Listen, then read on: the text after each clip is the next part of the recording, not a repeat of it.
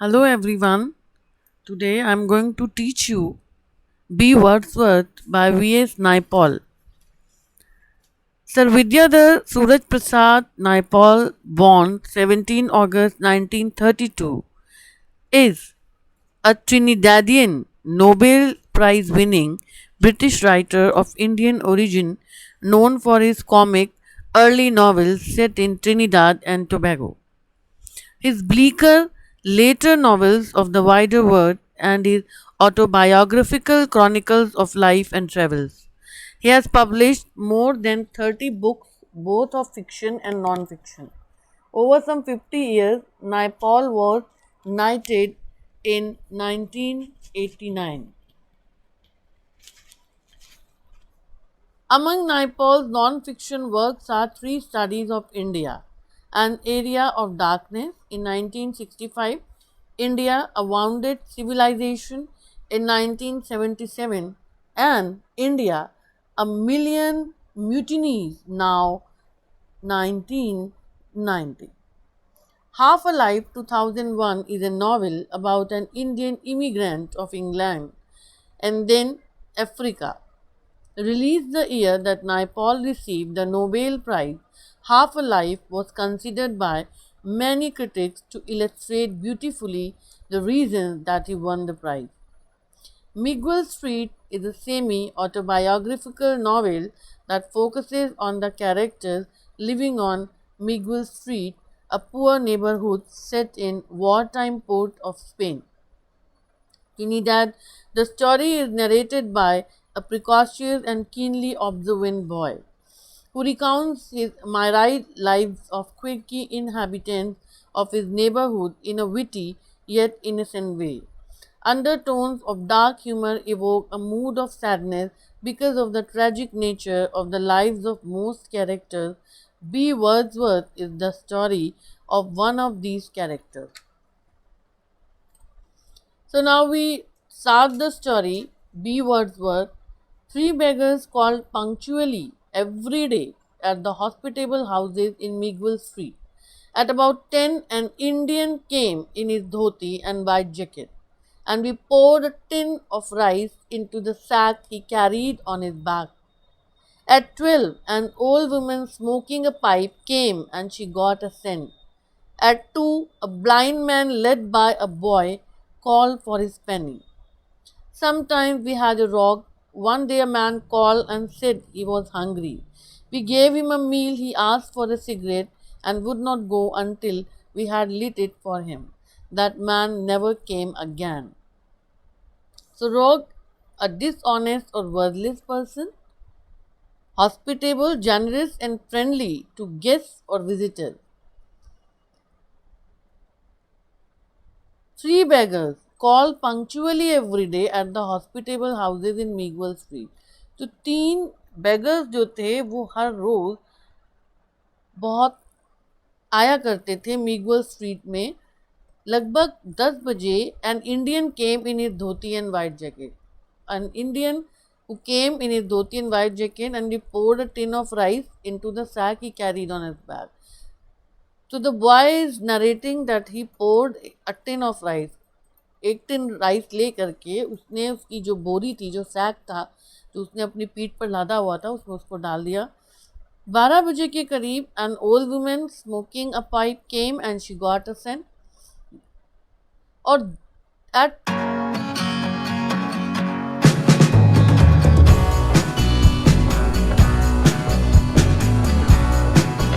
2 बजे के करीब एक अंधा आदमी आता है एक आदमी के साथ और अपने पेनी के लिए कहता है. Sometimes we had a rock. One day a man called and said he was hungry. कभी कभी हमारे पास बेईमान लोग भी आते थे. एक दिन एक आदमी आया और उसने कहा वो भूखा है. हमने उसे खाना दिया. उसने सिगरेट मांगी और तब तक नहीं गया जब तक हमने उसको सिगरेट जला के नहीं दी. That man never came again. वो आदमी फिर वापस कभी नहीं आया. Now, what happened? The stranger's caller came one afternoon at about 4 o'clock.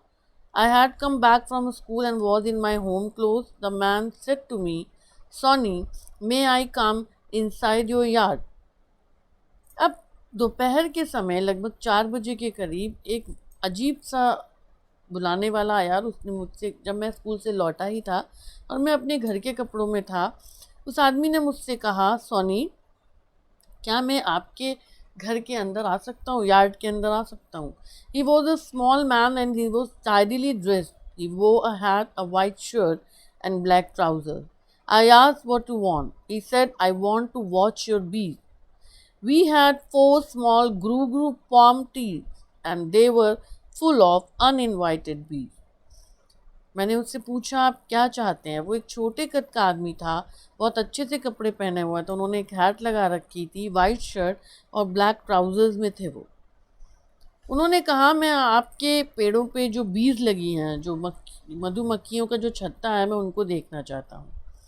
क्योंकि हमारे जो वहाँ जहाँ पेड़ लगे थे, जो हमारा आंगन था, वहाँ पर छोटे gru palm trees and they were full of uninvited bees. Gru palm trees एक स्पेसी होती है पाम की, जो native to tropical regions of north and south America, from southern Mexico and the Caribbean south to Paraguay and northern Argentina.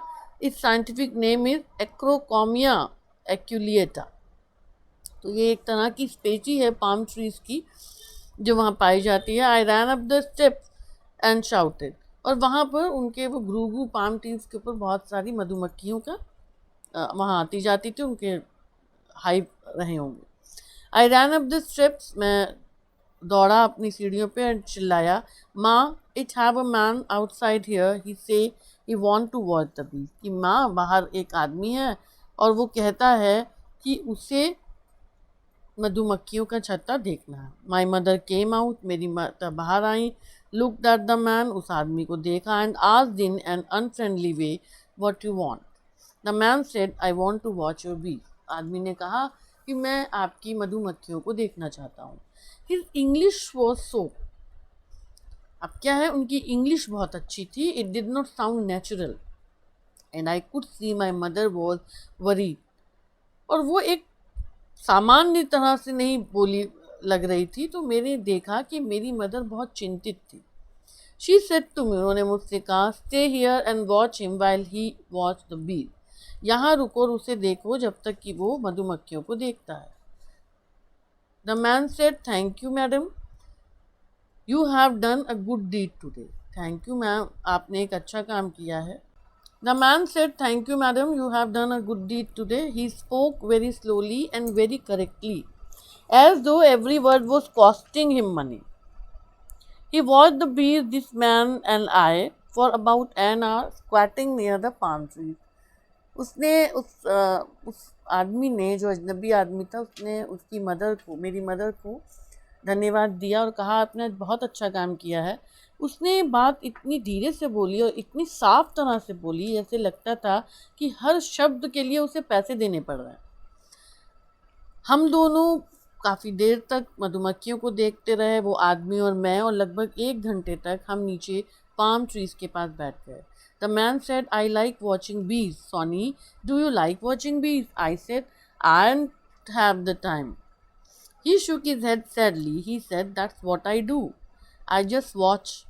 I can watch ants for days. Have you ever watched ants? And scorpions? And centipedes? And congories? Have you watched those? वो उससे कहता है कि मेरी तो आदत है, मैं तो देखता रहता हूँ। और मैंने कहा कि भाई मैं तो नहीं देखता, मेरे पास इतना टाइम ही नहीं होता। उन्होंने दुखी होकर के कहा कि the meaning of congories means they are long scale less eels found in the warm water of the West Indies. So वो उससे पूछता है कि क्या तुमने देखा है, एंट्स को देखा है, स्कॉर्पियंस को देखा है, सेंटीपेड्स को देखा है और ईल्स को देखा है।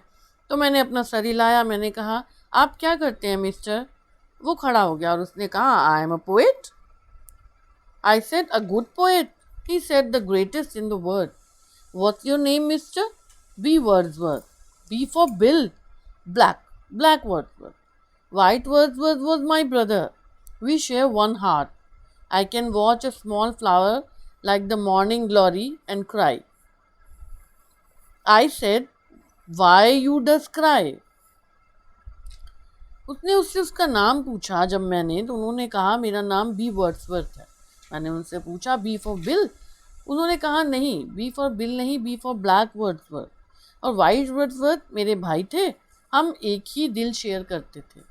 मैं छोटे फ्लावर्स को देख सकता हूँ सुबह की ग्लोरी की तरह, और चिल्ला भी सकता हूँ, रो भी सकता हूँ।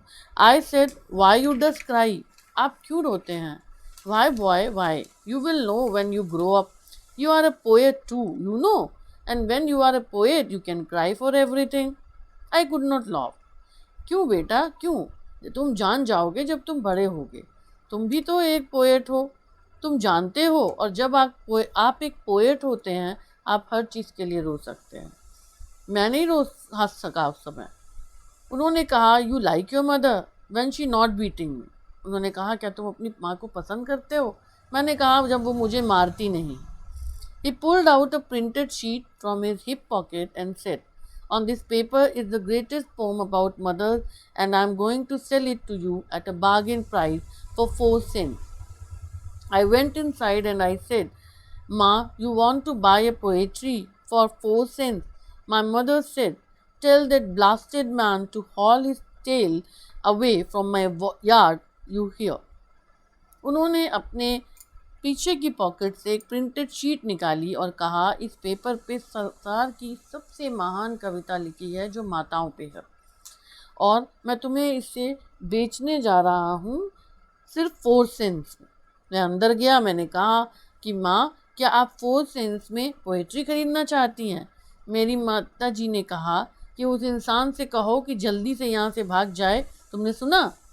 I said to B. Wordsworth, my mother say she can't have 4 cents. मैंने बी वर्ड्सवर्थ से कहा मेरी माता जी कहती हैं कि उनके पास 4 सेंट्स नहीं है। B Wordsworth said, it's the poet's tragedy. यही तो पोएट की ट्रेजेडी है। And he put the paper back in his pocket, और उसने वो पेपर वापस अपनी पॉकेट में रख लिया। He did not seem to mind. ऐसा नहीं लगा कि उसे बुरा लग रहा था। I said, it's a funny way to go around selling poetry like that. Only Calypsonians do that sort of thing. A lot of people does buy. उसने वो पेपर वापस अपनी जेब में रख लिया और उसने कहा कि ये एक तरह का बहुत हंसी भरी चीज़ है कि मैं घूमता हूँ और पोएट्री भेजता हूँ इस तरह से। सिर्फ कैलिप्सोनियन जो थे उनको चैंपल, उन्हें एक म्यूजिशियन हैं from the anglophone Caribbean who sing songs called calypso. तो वो एक संगीतकार हैं एंग्लोफोन कैरिबियन से, जो वो लोग जो सॉन्ग गाते हैं उन्हें कैलिप्सो बोला जाता है। उनका कहना था उस बी वर्ड्सवर्थ का कि सिर्फ कैलिप्सोनियंस ही काम करते हैं। A lot of people does buy, और बहुत से लोग तो उनसे खरीदते भी हैं। He said no one has yet bought a single copy. उसने कहा अभी तक किसी ने मुझसे एक भी पोएट्री नहीं खरीदी है। But why you does keep on going round them? तभी भी आप क्यों घूमते रहते हैं? He said in this way I watch many things and I always hope to meet poet. उन्होंने कहा इस तरह से मैं बहुत सारी चीज़ें देखता हूँ क्योंकि मुझे हमेशा ही आशा रहती है कि मैं कवियों से मिलूँगा। I said you really think I is a poet? मैंने कहा आपको वाकई में लगता है कि क्या मैं एक कवि हूँ? You are as good as me, he said. उसने कहा तुम उतने ही अच्छे कवि हो जितना कि मैं। And when B. Wordsworth left, I prayed I would see him again. About a week later, coming back from my school, one afternoon, I met him at the corner of Miguel Street. और मैंने प्रार्थना की कि वो मुझे फिर से मिले। मगर एक सप्ताह के बाद वापस स्कूल से आते हुए एक दोपहर में मैं उन्हें मिगुएल स्ट्रीट के किनारे पर मिला। He said, I have been waiting for you for a long time. उसने कहा मैं तुम्हारे लिए बहुत लंबे समय से इंतज़ार कर रहा था। I said, you sell any poetry yet? तुमने क्या अभी तक कोई भी पोएट्री बेची? He shook his head. उसने अपना सर हिला दिया। He said, in my yard I have the best mango tree in port of Spain, and now the mangoes are ripe and red. and very sweet and juicy. I have waited here for you to tell you this and to invite you to come and eat some of my mangoes. उसने कहा मेरे बगीचे में, मेरे आंगन में बहुत बढ़िया मैंगो के पेड़ हैं जो पोर्ट ऑफ स्पेन में हैं, और अब मैंगो जो कि पक गए हैं और बहुत मीठे और जूसी हो चुके हैं, मैं यहाँ आपका इंतज़ार कर रहा था आपको बताने के लिए और आपको आमंत्रित करने के लिए कि आप आएँ और मेरे यहाँ कुछ मैंगोज खाएं। He lived in Alberto Street in a one-roomed hut placed right in the center of the lot. The yard seemed all green. There was the big mango tree, there was a coconut tree, there was a plum tree. The place looked wild, as though it was not in the city at all. You could not see all the big concrete houses in the street. He was right, the mangoes were sweet and juicy. I ate about 6, and the yellow mango juice ran down my arms to my elbows, and down my mouth to my chin, and my shirt was thin. वो Alberto street में रहते थे, एक ही कमरे की हट थी उनकी, और उस पूरे वो सेंटर में थी उस यार्ड के। वहाँ पर कोकोनट ट्री भी था, एक प्लम ट्री था, मैंगो ट्री था बहुत बड़ा सा। वो जो जगह थी वो थोड़ी जंगली सी लगती थी, क्योंकि ऐसा लगता था कि वो शहर में है ही नहीं। वहाँ पे आप बड़े बड़े कंक्रीट हाउसेस नहीं देख सकते थे उस गली में। वो सही थे, उनके मैंगोज़ बहुत मीठे और रसदार थे। मैंने लगभग 6 मैंगोज़ खाए, और जो पीला मैंगो का जूस था वो मेरे बाँह से होते हुए, मेरी कोहनी तक होते हुए, मेरे मुंह में, मेरी चिन में, मेरी शर्ट में, सब में दाग पड़ गए। My mother said when I got home, where you was? You think you is a man now and could go all over the place? Go, cut a whip for me. तो उसकी माँ ने उससे कहा कि क्या तुम बड़े हो गए हो, तुम कहाँ थे इतनी देर, चलो मेरे लिए एक विप काट के लाओ। विप क्या होती है? एक पतली सी पीस होती है लेदर की, या उसी तरह का पतला सा मटेरियल होता है, कोड़ा जिसको बोलते हैं, और उसे ज़्यादातर लोगों को एज अ पनिशमेंट मारने के लिए या जानवरों को मारने के लिए यूज़ किया जाता है। She beat me rather badly. उन्होंने मुझे बहुत बुरी तरह मारा। I ran out of the house swearing that I would never come back. मैं घर से बाहर भागा ये कसम खाते हुए कि मैं कभी वापस नहीं आऊँगा। I went to B Wordsworth house. I was so angry, my nose was bleeding. मैं बी वर्ड्सवर्थ के घर गया, मैं बहुत क्रोधित था और मेरी नाक खून से बह रही थी। B Wordsworth said stop crying and we will go for a walk. Wordsworth ने मुझसे कहा तुम रोना बंद करो, हम लोग घूमने चलते हैं। I stopped crying but I was breathing short. मैंने रोना बंद किया, लेकिन मैं बहुत धीरे धीरे सांस ले रहा था। We went for a walk. हम घूमने के लिए गए। We walk down saint Clair avenue to the Savannah. हम सेंट क्लायर एवेन्यू में गए, सवाना की तरफ, और हम लोग रेस कोर्स की तरफ गए। बी वर्ड्सवर्थ ने कहा now let us lie on the grass and look up at the sky and I want you to think how far those stars are from us. उन्होंने हमसे कहा चलो अब हम लेटते हैं घास पे और हम आसमान की तरफ देखते हैं और हम ये महसूस करते हैं कि ये आसमान हमसे कितनी दूर है। I did as he told me, and I saw what he meant. I felt like nothing, and at the same time, I had never felt so big and great in all my life. I forgot all my anger and all my tears and all the blows. When I said I was better, he began telling me the names of the stars, and I particularly remembered the constellation of Orion, the hunter, though I don't really know why I can spot Orion even today, but I have forgotten the rest. Then a light was flashed in our faces and we saw a policeman. We got up from the grass. जब मैंने कहा कि मैं पहले से महसूस कर रहा हूँ बेहतर, उन्होंने मुझे सारे तारों के नाम बताने शुरू किए, और विशेष रूप से मुझे जो कॉन्स्टेलेशन, जो तारों का जो ग्रुप था जो याद रहा, वो था Orion the Hunter. Orion is a prominent constellation located on the celestial equator and visible throughout the world. ये पूरे संसार में देखा जा सकता है। ये सबसे ज़्यादा रिकग्नाइजेबल कॉन्स्टेलेशन है जो रात में आकाश में देखा जा सकता है। इसका जो नाम रखा गया है वो एक शिकारी के नाम पे रखा गया ग्रीक माइथोलॉजी के अनुसार। बस मुझे लगता है कि मैं बाकी कॉन्स्टलेशंस के नाम भले ही ना जानता हूँ, पता नहीं क्यों, लेकिन मैं ओरायन को आज भी याद रखता हूँ, लेकिन मैं बाकी सबको भूल गया हूँ। तभी हमारे चेहरे पे एक लाइट चमकी और हमने देखा एक पुलिसमैन था। हम लोग उस घास से उठ गए। पुलिसमैन ने कहा, आप लोग यहाँ क्या कर रहे हैं? B Wordsworth said, I have been asking myself the same question for 40 year. मैं खुद से ये सवाल 40 सालों से पूछ रहा हूँ। वी बिकेम फ्रेंड्स, हम दोनों दोस्त बन गए। वी वर्ड्सवर्थ एंड आई, मैं और वी वर्ड्सवर्थ। उसने मुझे बताया, you must never tell anybody about me and about the mango tree and the coconut tree and the plum tree. You must keep that a secret. If you tell anybody, I will know because I am a poet.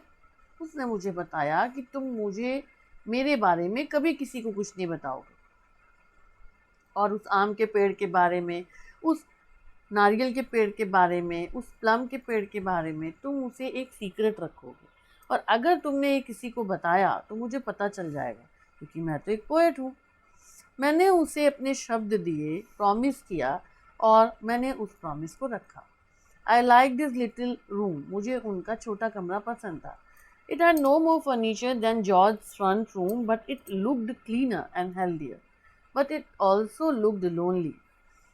One day I asked him, Mr. Wordsworth, why you does keep all this bush in your yard? Are not it does make the place damp? He said, listen, and I will tell you a story. Once upon a time, a boy and a girl met each other and they fell in love. They loved each other so much they got married. They were both poets. He loved words, she loved grass and flowers and trees. They lived happily in a single room. And then one day the girl poet said to the boy poet, we are going to have another poet in the family. But this poet was never born because the girl died and the young poet died with her, inside her. And the girl's husband was very sad, and he said he would never touch a thing in the girl's garden, and so the garden remained and grew high and wide. उसने उससे कहा, मैंने उनसे पूछा कि आप अपने garden की जो घास है, जो फालतू की झाड़ियाँ उगाई हैं, इनको क्यों नहीं हटाते हैं?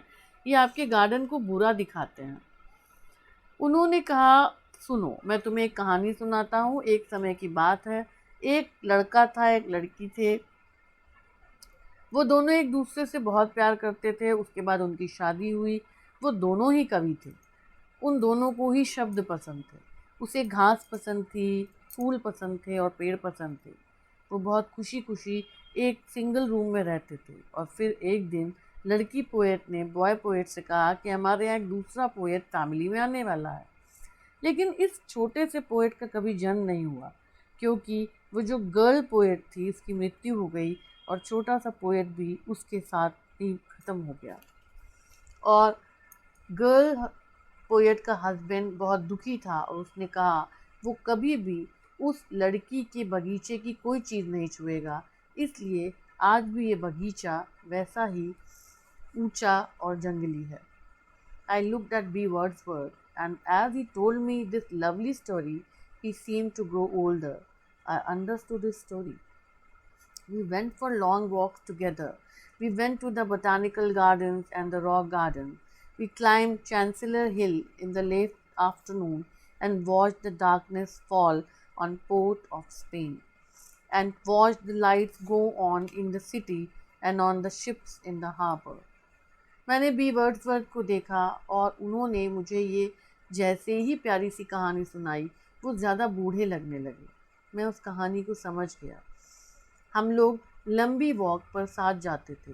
हम बोटानिकल गार्डन गए, रॉक गार्डन गए, हम चांसलर हिल पे भी चढ़े दोपहर के आफ्टरनून में, और हमने दूर दूर तक पोर्ट ऑफ स्पेन तक अंधेरा देखा। हमने वो लाइट्स जो सिटी से पड़ती हैं और शिप के जो हार्बर में शिप खड़े होते हैं वहाँ तक पहुँचती हैं। He did everything as though we were doing it for the first time in his life. उसने वो सब कुछ किया और ऐसा लग रहा था कि वो उसे अपने जीवन में पहली बार कर रहे हैं। He did everything as though he were doing some church rite. वो सब कुछ ऐसे कर रहे थे जैसे वो चर्च के कोई संस्कार, कोई पूजा पाठ जैसा काम कर रहे हैं. He would say to me, वो मुझसे कहते थे, now how about having some ice cream? अब कुछ आइसक्रीम खाई जाए. And when I said yes, he would grow very serious and say, no, which cafe shall we patronize? Patronize means having assistance somewhere, या हिंदी में उसको संरक्षण बोलते हैं. As though it were a very important thing, he would think for some time about it and finally say, I think I will go and negotiate the purchase with that shop. Negotiate means bargain करना. तो वो मुझसे कहते थे, चलिए हम कुछ ice cream खाते हैं. जब मैं पूछता हाँ, तो वो बहुत सीरियस हो जाते और कहते कि किस कैफ़े में हम शरण लें, जैसे कि वो बहुत महत्वपूर्ण चीज़ है. वो कुछ समय तक सोचते और अंततः कहते, मुझे लगता है कि मैं जाऊंगा और कुछ मोल भाव करूंगा और फिर उस दुकान से खरीद लूंगा. The word became the most exciting place. One day when I was in his yard, he said to me, I have a great secret, which I am now going to tell you. I said, it's really secret? At the moment, yes. I looked at him and he looked at me. He said, this is just between you and me, remember. I am writing a poem. Oh, I was disappointed. He said, but this is a different sort of poem. This is the greatest poem in the world, I will say. तो संसार मेरे लिए बहुत exciting place हो गया. एक बार जब मैं उनके आंगन में था, उन्होंने मुझसे कहा कि मैं आपको एक सीक्रेट बताने जा रहा हूँ. मैंने कहा, ये वास्तव में सीक्रेट है? उन्होंने कहा, हाँ. मैंने उन्हें देखा, उन्होंने मुझे देखा और उन्होंने कहा, ये सिर्फ मेरे और तुम्हारे बीच में रहेगा. याद रखो, मैं एक कविता लिख रहा हूँ. ओह, मैं निराश हो गया. उन्होंने कहा, लेकिन ये अलग तरह की कविता है और ये इस संसार की सबसे बेहतर कविता है. आई विसिल, मैंने सीटी बजाई. He said, I have been working on it for more than 5 years now. उन्होंने कहा, मैं इस पर 5 सालों से ज़्यादा समय से काम कर रहा हूँ. I will finish it in about 22 years from now. मैं उसे आज से शायद 22 सालों तक ख़त्म कर लूँगा. That is if I keep on writing at the present rate. मैं इसे 22 सालों में ख़त्म कर लूँगा अगर मैं आज भी इसको लिखना जारी रखता हूँ. You does write a lot then. तब तो आप बहुत ज़्यादा लिखते हैं. He said, not any more. नहीं, इतना तो नहीं. I just write 1 line a month. मैं सिर्फ एक लाइन एक महीने में लिखता हूँ. But I make sure it is a good line. लेकिन मैं ध्यान रखता हूँ वो एक अच्छी लाइन है. आई asked what was last months good line. मैंने उनसे पूछा, पिछले महीने की अच्छी लाइन क्या थी? He looked up at the sky and said. उन्होंने आकाश की तरफ देखा और कहा, द पास्ट इज डीप. भूतकाल गहरा है. I said, it is a beautiful line. मैंने कहा, ये बहुत खूबसूरत लाइन है. B Wordsworth said, I hope to distil the experiences of a whole month into that single line of poetry. So in 22 years, I shall have written a poem that will sing to all humanity. मैं आशा करता हूँ अपने अनुभवों से, पूरे एक महीने के अनुभवों से मैं एक सिंगल लाइन पोइट्री की लिखता हूँ. इस तरह से 22 सालों में मैं एक ऐसी कविता लिख लूँगा जो पूरी मानवता के लिए गाएगी. I was filled with wonder. मैं आश्चर्य से भर गया. Our walks continue. हम लोग चलते रहे. We walked along the sea wall at dockside one day and I said, Mr. Wordsworth, if I drop this pin in the water, you think it will float? He said, this is a strange word.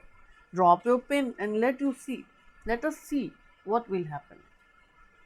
मैंने कहा, mister Wordsworth, अगर मैं इस pin को water में गिराता हूँ, तुम सोचते हो ये तैरेगी? उसने कहा, ये एक विचित्र संसार है. अपनी पिन गिरा दो और फिर देखो कि क्या होगा. पिन डूब गई. I said, how is the pome this mouth. ये कविता इस मुंह में कैसी लगी? इन दिस मंथ, ये इस महीने की कविता कैसी है? But he never told me any other line. लेकिन उन्होंने कभी मुझे दूसरी लाइन नहीं बताई. ही मेयरली सेड, वो सिर्फ इतना ही कहते थे, oh it comes, you know it come. तुम जानते हो ये आती है, तुम जानते हो ये आती है.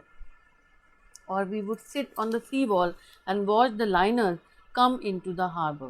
But of the greatest poem in the world, I heard no more. I felt he was growing older. How you does live, Mr. Wordsworth? I asked him one day. He said, you mean how I get money. मैंने उनसे पूछा आप कैसे रहते हैं, कैसे जीवित रहते हैं। उन्होंने कहा तुम्हें लगता है मैं कैसे गाना गाता हूँ। व्हेन आई नॉडेड, जब मैंने सर हिलाया, ही लॉफ्ड इन अ क्रिकेट वे। वो एक अजीब सी शातिराना हंसी से उन्होंने कहा I sing calypsos in the calypso season. मैं कैलिप्सो सीजन में कैलिप्सोज गाता हूँ। कैलिप्सोज होते हैं style of Afro Caribbean music that originated in Trinidad and Tobago during the early to mid 18th century. ये एक तरह का स्टाइल है अफ्रीकन कैरिबियन म्यूजिक का जो ट्रिनिडाड और टोबैगो में ओरिजिनेट हुआ। वो मैं उसको गाता हूँ और उसी से मैं पैसे कमा लेता हूँ। And that last you the rest of the year. और ये पैसा आपको पूरे साल भर चलता है। इट्स एनफ, ये पर्याप्त है। But you will be the richest man in the world when you write the greatest poem. लेकिन आप संसार के सबसे अमीर आदमी हो जाएंगे जब आप इतनी महान कविताएं लिखते हैं। He didn't reply. उन्होंने उत्तर नहीं दिया। One day when I went to see him in his little house, I found him lying on his little bed. He looked so old and so weak that I found myself wanting to cry. He said, "The poem is not going well." एक दिन जब मैं उनको देखने उनके छोटे से घर पहुंचा, मैंने पाया कि वो अपने छोटे से बेड पर लेटे हुए थे। वो बहुत बूढ़े और बहुत कमज़ोर लग रहे थे कि मैंने पाया खुद से कि मैं रोना चाहता था। और उन्होंने मुझसे कहा कि कविता अच्छी नहीं जा रही।